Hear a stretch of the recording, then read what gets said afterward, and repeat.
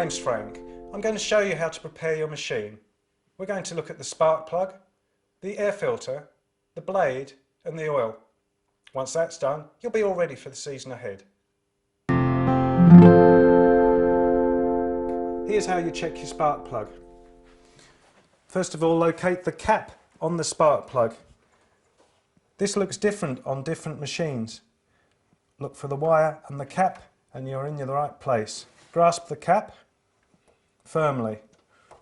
Wriggle and wiggle and off the cap comes. Some of them can be firmer than this one. Persevere and you will expose the spark plug. Take the tool that came with the machine, place it over the top of the spark plug. Now loosen the spark plug in an anti-clockwise direction.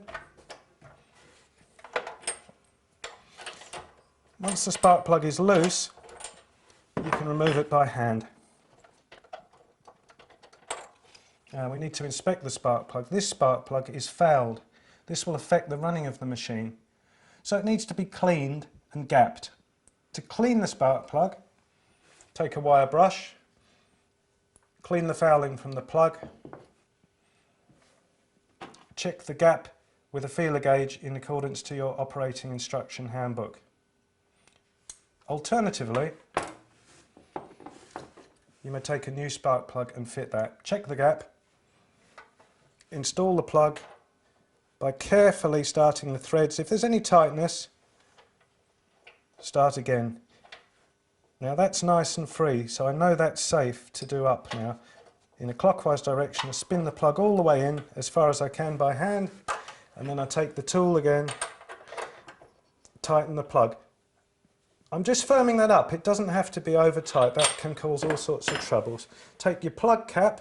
You'll see inside the cap is a metal contact.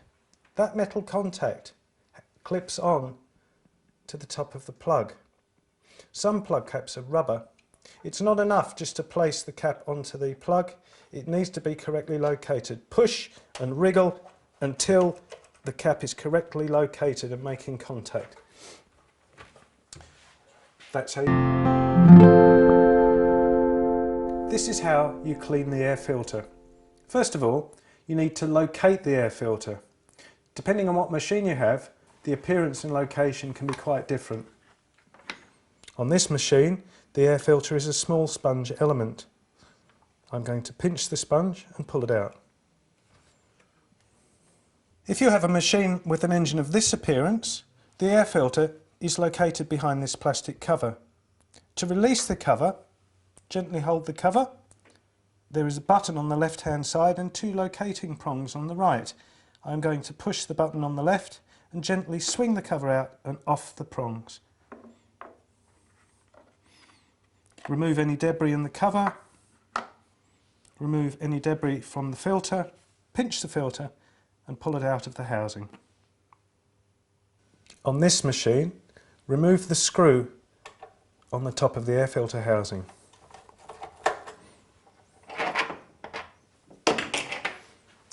Grasp the filter with both hands, lift it up slightly and then pull it towards you. What you see is a two-part housing.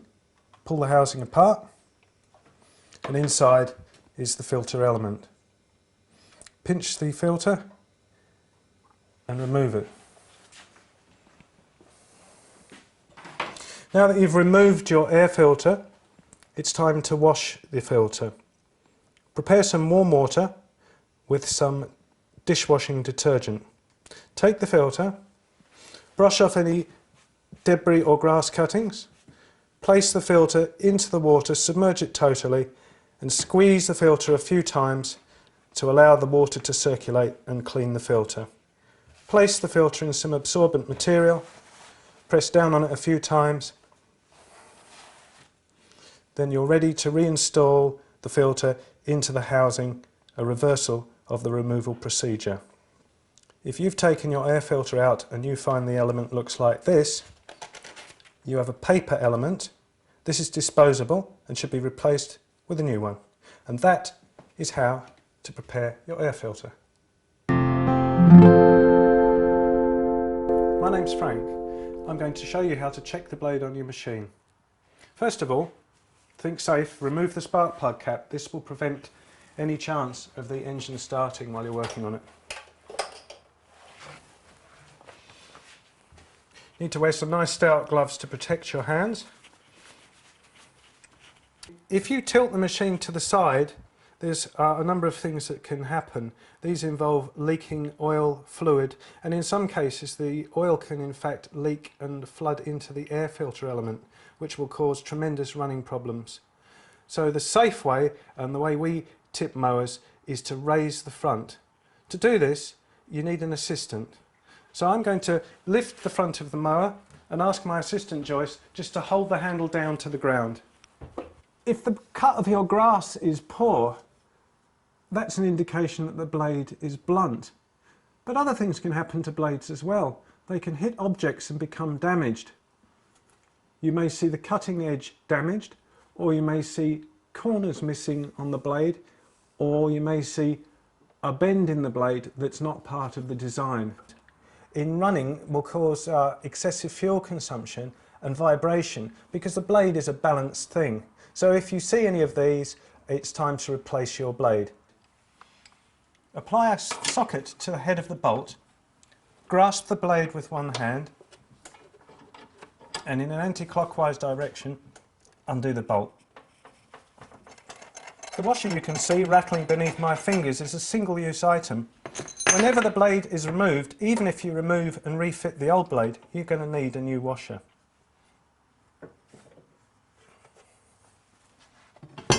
Now, depending on the machine you have, the blade adapter may also come off. Be ready for that. So we've inspected the blade. We also need to inspect the blade adapter. You'll notice there's two locating pins, and each one is different. Sometimes if the blade has hit an obstacle, these locators can become damaged. If that's the case, you need to replace the blade adapter as well as the blade. Now in our example here, those are in good condition. So we're going to put the blade back on. So this is confusion sometimes. Which way does the blade go on? Well, there is only one way. What you need to remember is that those locators have to enter the cutouts in the blade. I'm going to take my new washer. You'll notice that this is curved. The concave part of the washer faces towards the blade, and firm the bolt up. Now one last check. We've installed our new washer. The locating pegs are within the cutouts in the blade. That blade's in good condition. You can ask your assistant to gently raise the handle as you lower the front of the machine. That's it. That is how you check your blade. I'm going to show you how to change the oil on your lawnmower. This needs to be done every 50 hours or once a season. Now we change the oil with the oil hot. So take your machine, run it for a few minutes and then allow it to cool for a couple of minutes. We don't want it too hot.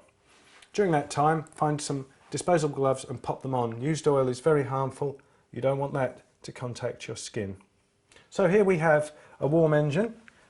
Locate the oil filler cap and remove it.